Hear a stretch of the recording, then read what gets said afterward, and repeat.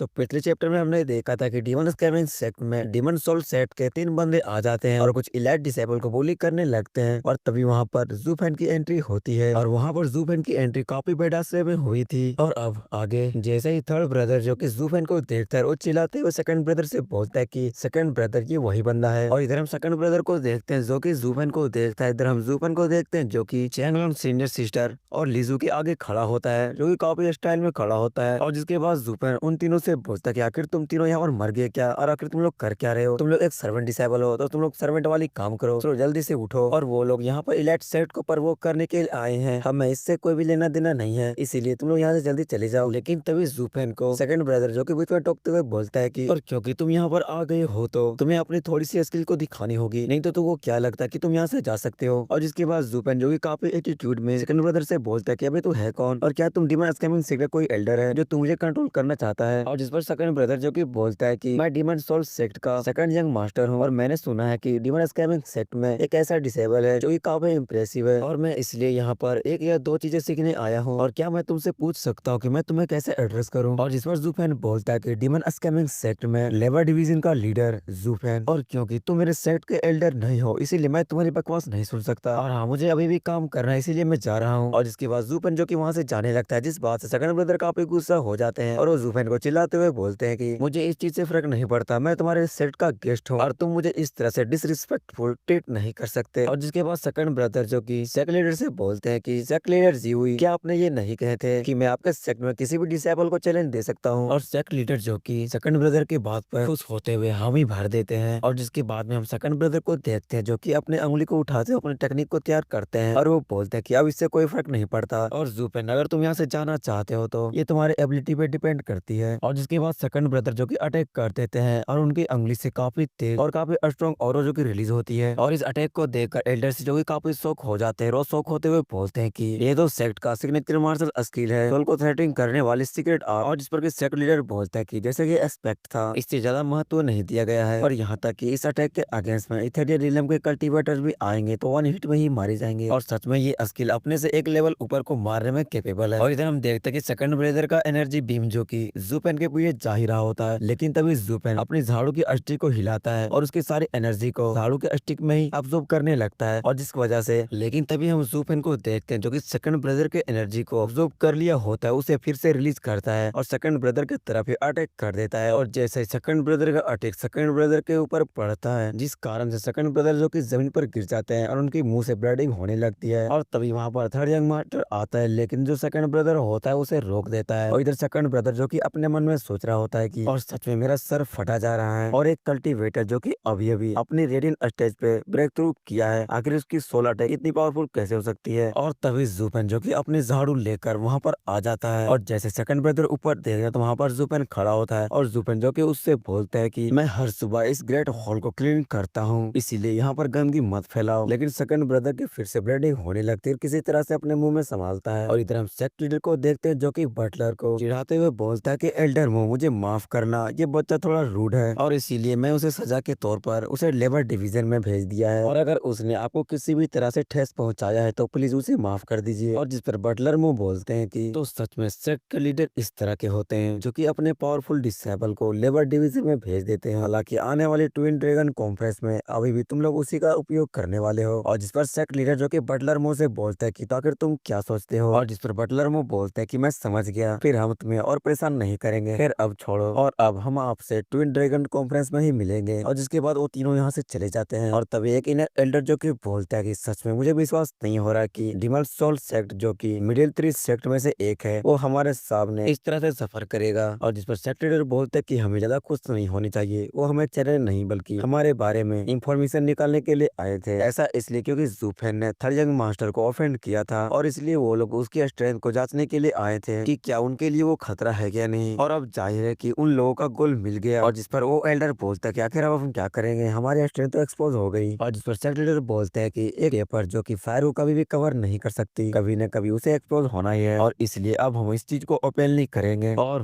हमारा सेक्ट उन्हें ये दिखाना चाहता है कि इस बार हमारा सेक्ट मिडिल 3 सेक्ट में शामिल हो सकता है। और तभी वहां पर एक एल्डर आता रिपोर्ट करता है कि बेस्ट टाइमिंग सेक्ट के एल्डर जो कि डिसेबल से मिलने के लिए यहाँ पर आ रहे हैं। और तभी एक इनर एल्डर जो कि काफी शौक होते हुए बोलते कि क्या बेस्ट टाइमिंग सेट यहाँ पर फिर से क्या करने आ रहा है, और जिस पर दूसरा बोलता है कि आखिर आज यहाँ पर चल क्या रहा है। एक सेट के बाद एक सेट जो कि यहाँ पर आए जा रहा है, और जिस पर सेट लीडर बोलते हैं कि इसमें कहने की कोई जरूरत नहीं है क्योंकि वो लोग भी हमारे सीक्रेट को जानने के लिए आए हैं, और पिछली बार हमने तियान्यू में उनके 3 एल्डर को पकड़ लिए थे, और इसलिए वो लोग ट्विन ड्रैगन कॉन्फ्रेंस में हमें टारगेट जरूर करेंगे। और जिस पर एक एल्डर बोलता है कि भले ही हम 3 मीटर सेट से नीचे हैं फिर भी हम उनसे नहीं डरेंगे, और क्योंकि हमारे पास जूफन है जो कि इन सभी को आराम से हैंडल कर लेगा, और अब इन्हें सबक सिखाने की बारी आ गई है। और तभी इन दोनों पर जो कि सेक्ट लीडर काफी गुस्सा हो जाते हैं और उनकी तरफ घूर के देखते हैं और बोलते हैं कि जहाँ तक मिडिल 3 सेक्ट की बात रही, हमें उन्हें अपनी ताकत दिखाने की जरूरत है ताकि वो हमें कम न आंक सके, लेकिन लोअर 3 सेक्ट के लिए जूफेन के सीक्रेट वेपन को एक्सपोज नहीं किया जा सकता, और अब हमें ट्विन ड्रैगन कॉन्फ्रेंस तक उन सभी को गार्ड करना पड़ेगा। और सेक्ट लीडर के इस बात पर सारे एल्डर जो कि एग्री कर जाते हैं, और इधर सेक्ट लीडर जो कि एक क्रीपी सा स्माइल दे रहा होता है, और तभी हमारा सीन शिफ्ट होता है और अब हम जूफेन को देखते हैं जो कि कल्टीवेशन कर रहा होता है, और हम देखते हैं कि वो अपने अजूरा फ्लेम और सोल ड्रैगन को मर्ज करने की कोशिश कर रहा होता है। और जैसे जूफेन का अजूरा फ्लेम और सोल ड्रैगन जो कि मर्ज होने लगते हैं तो वहाँ पर सोल ड्रैगन का कलर जो कि चेंज हो जाता है, वो एक काफी तेज रोर करता है, और इसी के साथ में जूफेन की आंखें खुलती है और अपने मन में सोचता है कि अजूरा फ्लेमिंग के साथ सोल ट्रेनिंग करना किसी भी कल्टीवेशन मेथड से काफी फास्ट है, और मैं केवल 3 महीने में ही रेडियंट स्टेज के सेकंड लेयर पे पहुंच गया हूँ, और इसी के साथ में मेरा अजूरा फ्लेम और सोल ड्रैगन जो कि कम्प्लीटली मर्ज हो गए हैं। और तभी जूफेन के कमरे के बाहर से वेनरेबल बाई जो कि जूफेन को आवाज लगाते हुए बोलते हैं कि क्या मैं अंदर आ सकता हूँ। जूफेन जो कि वेनरेबल बाई को अपने कमरे में बुलाता है, और जिसके बाद वेनरेबल बाई जो कि जूफेन के सामने ग्रीट करते हुए बोलते हैं कि अस्टीवर्ट जू सच में कांग्रेचुलेशन, और आप सिर्फ 3 महीने में ही काफी आगे निकल गए हैं, और अस्टीवर्ट जू आप इस कल्टीवेशन वर्ल्ड में एक ट्रू जेम है, और इस चीज से आपसे काफी सारे लोग जो कि जलते होंगे। और जिस पर जूफेन जो कि वेनरेबल बाई से बोलते कि ऐसी बात नहीं है, मैं बाकी की तुलना में थोड़ा ज्यादा मेहनत करता हूँ, और मैं हमेशा इन युवाओं से कहता हूँ कि मेरी सफलता धीमी और स्थिर प्रगति से आई है, और मैं अपने गोल पर दिन रात मेहनत करता हूँ, लेकिन उन सभी को सिर्फ मेरी पिल्स चाहिए। और सच में आजकल के बच्चे ना काफी आलसी हो गए हैं। और इधर वेनरेबल भाई जो कि अपने मन में सोच रहे होते हैं कि सच में यार ये कितने अच्छे एक्टिंग करते हैं। और जिसके बाद जूफेन जो कि वेनरेबल भाई से पूछता है कि आखिर आप यहाँ पर क्यों आए हैं, और जिस पर वेनरेबल भाई जूफेन से बोलता है कि सेट के लीडर और 3 कोचिंग वेनरेबल्स ने आपको मीटिंग के लिए इन्वाइट किए हैं, और क्योंकि आप सर्कुलेशन में थे इसीलिए आपको कोई भी डिस्टर्ब नहीं किए, और अरे के साउंड को जज करते हुए और उन्होंने अनुमान लगाया कि आपका काम हो गया है, इसीलिए उन लोगों ने मेरे द्वारा मैसेज भेज दिए थे। और जिस पर जूफेन जो कि वेनरेबल भाई से बोलता है कि मेरे लिए वेट करने के लिए धन्यवाद, और आखिर सेक्ट लीडर को मेरी आवश्यकता क्यों है। और वेनरेबल भाई इस बात पर सोचते हुए बोलते हैं कि सेक्ट लीडर और 3 कोचिंग वेनरेबल्स इस बात को अगर पूछ रहे हैं तो ये जरूर डबल ड्रैगन गैदरिंग से रिलेटेड होगा। और जिसके बाद हमारा सीन शिफ्ट होता है, हमें सेक्ट के मेन हॉल का सीन दिखाया जाता है जहाँ पर की सेक्ट लीडर और तीनों कोचिंग वेनरेबल जो कि वहाँ पर होते हैं, और तभी वहाँ पर जूफेन आता है और उनसे बोलता है कि हाँ तो मुझे माफ कीजिएगा क्योंकि मुझे अपनी रेटिना स्टेज की सेकंड लेयर पे पहुंचनी थी, इसीलिए मुझे कुछ दिन लग गए। और जिस पर सेक्ट लीडर बोलते हैं कि हाँ मुझे पता है, हमें वेनरेबल भाई ने बताया था, और वैसे भी अगर मैं इन्वाइट करूँ अगर कोई मना कर दे तो उसे कड़ा सजा मिलती है। और सेक्ट लीडर जो कि अपनी बात को पूरी कर पाते तभी जूफेन उनके पास से गुजर जाता है और पास पे रखे एक टेबल पर जाके बैठ जाता है, और जिस बात से सेक्ट लीडर काफी गुस्सा हो जाते हैं और काफी गुस्से में अपने मन में सोचते हैं कि इतने दिनों के बाद भी उसके अंदर अभी तक रिस्पेक्ट नाम की कोई चीज नहीं है, यहाँ तक कि मेरे ऊपर भी नहीं है। मैं इसे इस बार जाने के लिए देता हूँ क्योंकि मुझे अभी भी इसे यूज करना है। और इधर वेनरेबल यांग जो कि समझ जाता है कि मामला गड़बड़ होने वाली है, तभी वो बात को टालते हुए बोलता है कि जूफेन सच में तुम काफी तेजी से आगे बढ़ रहे हो, सच में तुम्हारे पास एक ट्रू टैलेंट है। और इधर वेनरेबल यांग को देखते हैं जो कि ना बांस के रहते हैं ना बांसुरी के रहते हैं, क्योंकि ये दोनों तरफ से फंस जाते हैं। और जिसके बाद वो डरते हुए बोलते हैं कि हम ऐसे ट्रू जीनियस को आलोचना नहीं करते, और रूल्स जो कि स्ट्रॉन्ग के लिए ही बनाई जाती है। सच में ये अच्छा है ना भाई। और यहाँ पर वेनरेबल यांग की भी फट रही होती है कि भाई मैं क्या बोल रहा हूँ, और इधर सेक्ट लीडर जो कि चिल्लाते हुए बोलता है कि सच में तुम बात करने वालों में से हो, और तुम्हारा ये वही रवैया है जो कि 10 को पहले था, और मुझे लगा कि मैंने आपको इसका सेक्ट लीडर बता दिया है। और जिसके बाद सेक्ट लीडर जो कि जूफेन से बोलते हैं कि जूफेन डबल ड्रैगन गैदरिंग जो कि काफी नजदीक आती जा रही है, और कुछ चीजें जो कि मुझे तुम्हें बतानी है। और इधर जूफेन जो कि अपने मन में सोच रहा होता है कि जैसा कि एक्सपेक्ट था। और तभी वेनरेबल यांग जो कि जूफेन से पूछते हैं कि क्या तुमने कभी भी होली स्पिरिट स्टोन माइन के बारे में सुना है। और जिस पर जूफेन जो कि अपने मन में सोच रहा होता कि क्यों नहीं,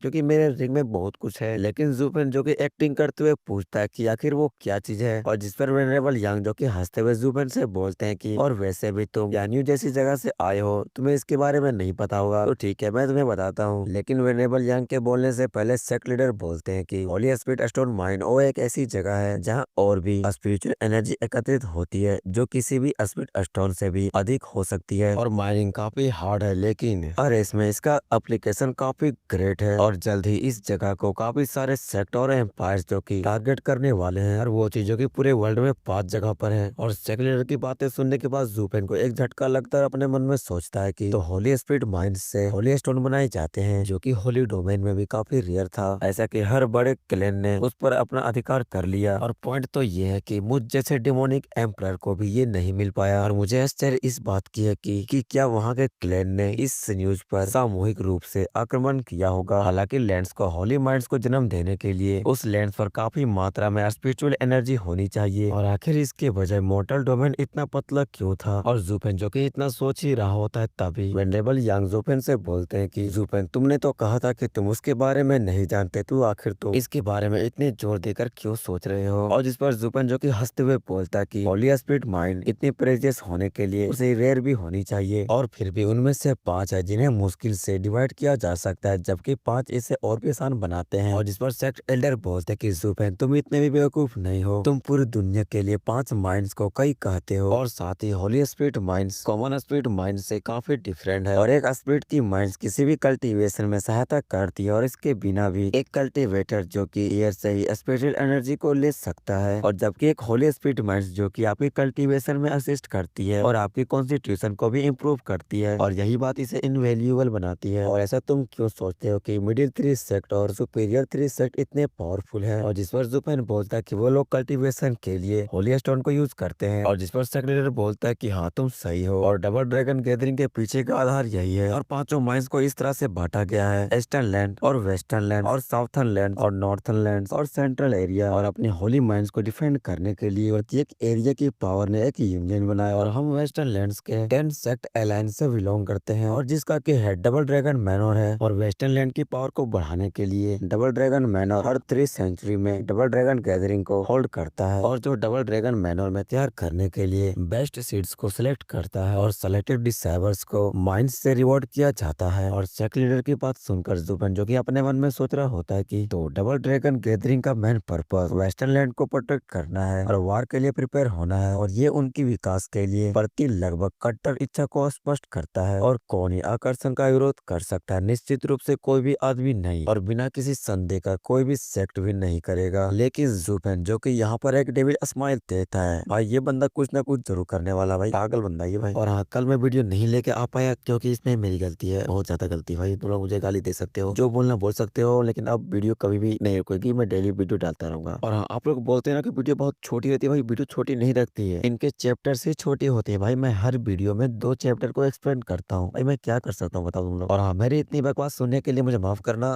तो हाँ, वीडियो को लाइक करना, चैनल पर नए चैनल को सब्सक्राइब करना भाई, और इंस्टाग्राम पर जरूर फॉलो कर लो भाई। अगर किसी से बात करना हो पर्सनली, मैं सभी को रिप्लाई देता हूँ, पर्सनली करता हूँ भाई। वीडियो कॉल भी बात कर सकते हो, वीडियो कॉल नहीं ऑडियो कॉल। एंड ठीक है, बाय बाय।